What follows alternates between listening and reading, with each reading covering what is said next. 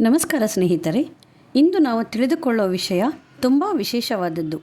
ಜೀವನದಲ್ಲಿ ಕಷ್ಟ, ಅಡೆತಡೆ, ವಿಳಂಬಗಳು ಏಕೆ ಬರುತ್ತಿವೆ ಅನ್ನೋ ಪ್ರಶ್ನೆಗೆ ಉತ್ತರ ಕೊಡುವ ವ್ರತ.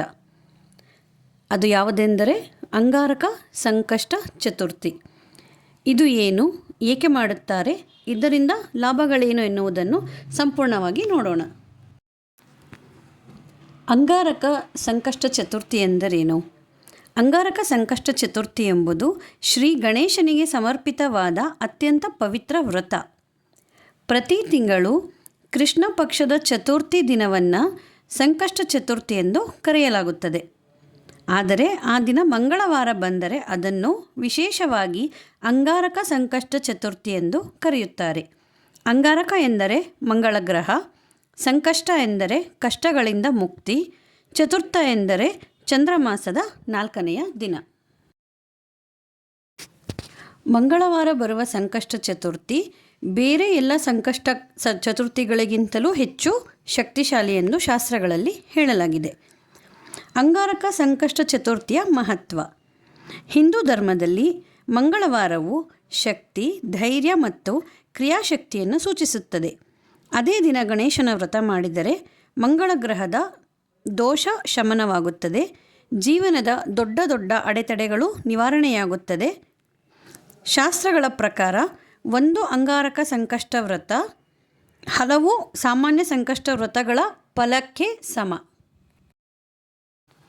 ಈ ವ್ರತಕ್ಕೆ ಪೌರಾಣಿಕ ಹಿನ್ನೆಲೆ ಕೂಡ ಇದೆ.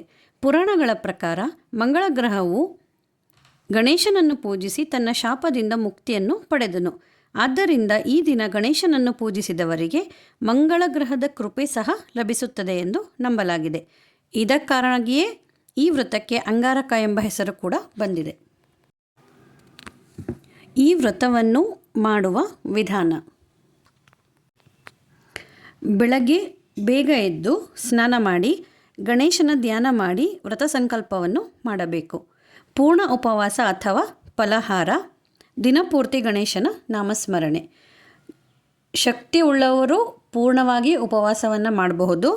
ಆರೋಗ್ಯದಲ್ಲಿ ಸಮಸ್ಯೆ ಇರುವಂತಹವರು ಫಲಹಾರವನ್ನು ಕೂಡ ತೆಗೆದುಕೊಳ್ಳಬಹುದು. ಸಂಜೆ ಗಣೇಶನಿಗೆ ಹೂವು ಮತ್ತು ದೀಪಗಳಿಂದ ಪೂಜೆಯನ್ನು ಮಾಡಿ ನೈವೇದ್ಯ ಇಟ್ಟು ವಿಶೇಷವಾಗಿ ಮೋದಕ, ಉಂಡೆ, ಬೆಲ್ಲ, ತೆಂಗಿನಕಾಯಿ. ರಾತ್ರಿ ಚಂದ್ರೋದಯ, ಚಂದ್ರನನ್ನು ನೋಡಿದ ನಂತರವೇ ಊಟ ಮಾಡಬೇಕು. ಚಂದ್ರನಿಗೆ ಅರ್ಘ್ಯ ನೀಡಿ ನಂತರ ಗಣೇಶನ ಪೂಜೆ ಮಾಡಿ ವ್ರತ ಮುಕ್ತಾಯ ಮಾಡಿದ ನಂತರ ಊಟವನ್ನು ಮಾಡಬೇಕು. ಅನೇಕರಿಗೆ ಈ ಪ್ರಶ್ನೆ ಕೂಡ ಇರಬಹುದು, ಒಂದು ವೇಳೆ ಚಂದ್ರ ಕಾಣಿಸದಿದ್ದಲ್ಲಿ ಏನು ಮಾಡಬೇಕು?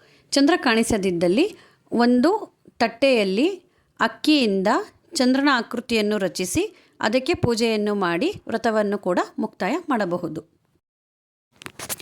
ಕೊನೆಯದಾಗಿ ಹೇಳೋದಾದರೆ ಅಂಗಾರಕ ಸಂಕಷ್ಟ ಚತುರ್ಥಿ ಎಂಬುದು ಕೇವಲ ಉಪವಾಸವಲ್ಲ, ಅದು ಭಕ್ತಿ, ಶ್ರದ್ಧೆ ಮತ್ತು ಸಹನೆಯ ಪರೀಕ್ಷೆ.